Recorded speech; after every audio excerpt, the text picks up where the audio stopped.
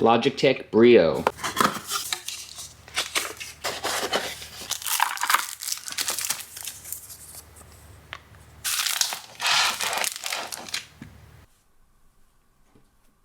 Logitech Brio. I finally found some, or rather I just shelled out a lot more money for these. At the recording of this video, the Logitech Brio, in fact, a lot of the Logitech webcams are either sold out or they're being price gouged.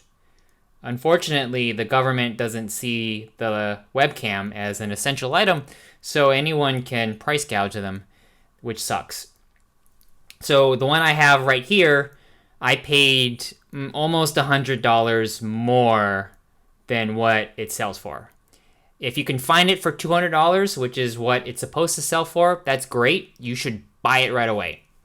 This one I got for almost $300, and I don't regret it only because I really needed a webcam of this quality. In the link below, I have reviewed another webcam. It's HD, not 4K, but it's a budget-friendly, under $60 webcam on Amazon that's very good. It has a 100-degree field of view. It's one of the best budget-friendly webcams I've tested. That link is below. But for this Brio here, I'm going to talk a little bit about what I don't like about the Logitech. Having just splurged on the Brio, there's a few things I don't like about it, but everything, there's a reason why this is one of the highest rated webcams, and one of the only 4K webcams if you can stream 4K. So everything that you've read about the Brio or heard about it, as far as the good qualities, having used it is all true. I love the 90-degree field of view. It's USB 3.0. It's the only 4K. You have a 5x digital zoom. It's modular. I don't believe the other webcams are modular like this. Yeah, it's just very high quality, very easy to use. It could be plug and play. You can also download the Logitech Brio Capture app to change some of the settings, or you can use OBS. What I don't like about the Brio is the mounting system.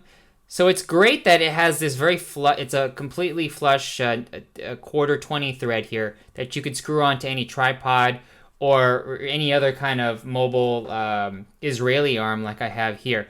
The problem is the Israeli arm has to have the articulated ball mount, and the piece itself that you attach, that's the regular piece that goes on top of your computer monitor, that doesn't have a quarter 20 thread on the bottom, which is kind of a bummer because I like the articulation that this offered when you had it on here. And the way it goes on, it doesn't screw on. I thought it screwed on, but it's actually just something you connect with force.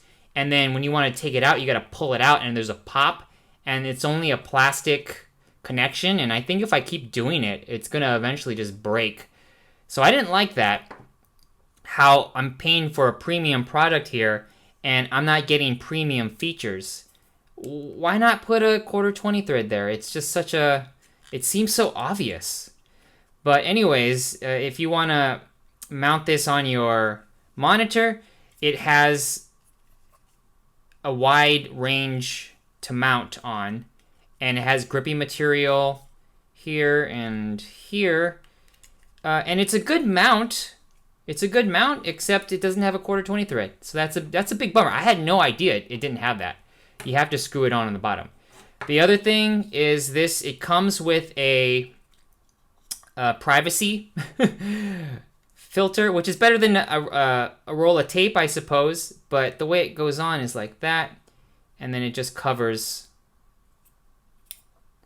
And, it does the job, but it's a very cheap, flimsy mount. And then, when you have it open, what I do on my conference calls, what I primarily use this for, I actually put the webcam right in front of the screen. So then it's a technique that if you want to ever employ, it's when you look right into the lens, it looks like you're looking into talking to the people that you're talking to on conference calls. And when you have this up right here, it just adds another way to block the screen. But that's a nitpick. I'm glad it includes it. So it's very a nitpick issue, but yeah, it's not a well thought out. I think it could have been implemented better. I've seen other webcams that have you just slide it on and off, which I think is a better design. Then it comes with a really nice pouch that I probably will never use because I'm not going to really transport this anywhere. The cable is great. It's very thick. It has a USB 3.0A and a USB-C input into the camera. But the thing about this cable is that when you plug it in, since it's so thick and reinforced here, this is what you get. It just dangles down here.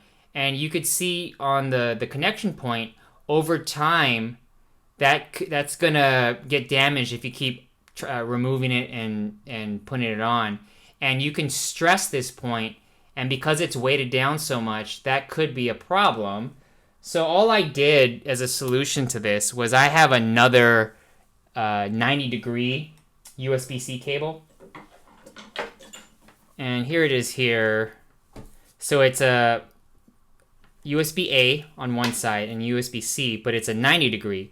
And having it 90-degree, even though it's not as durable as the one that comes with the Brio, doing it this way, you have a slimmer profile because it's not all weighted down here. And it's also, since it's a lighter cable, just kind of dangles like this, which I think is really nice. It works out better. And you can also put this, like I said, in the scenario, the technique of having the webcam right in front of the screen. You can have the screen right here, and it won't hit the screen. Whereas if you use the other cable, it's too long. It extends out and it would hit it.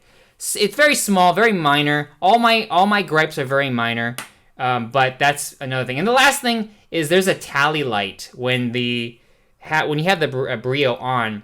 There's a white light that turns on to show you that it's on, and I haven't found a way to turn it off, and it's kind of annoying.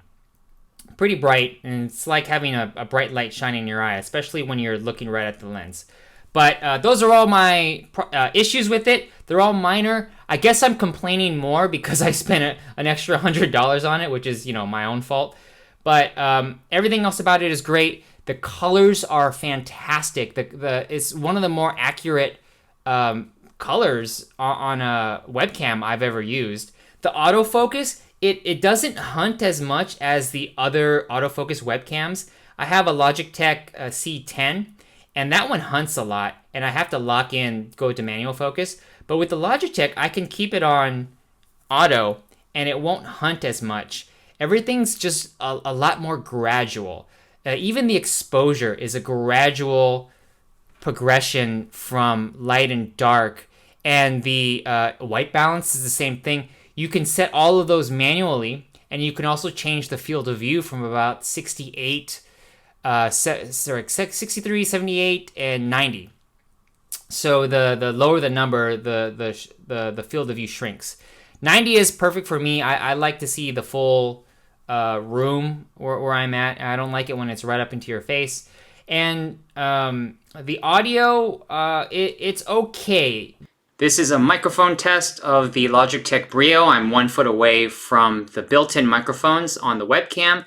This is what the audio sounds like 1 foot away from the audio microphones on the Logitech Brio. If you can get it for what it costs, $200, or if you can get it used, I highly recommend this. This is one of the best webcams I've ever used as a straight webcam, not using a cam link and a camcorder. That's obviously better quality and more versatile.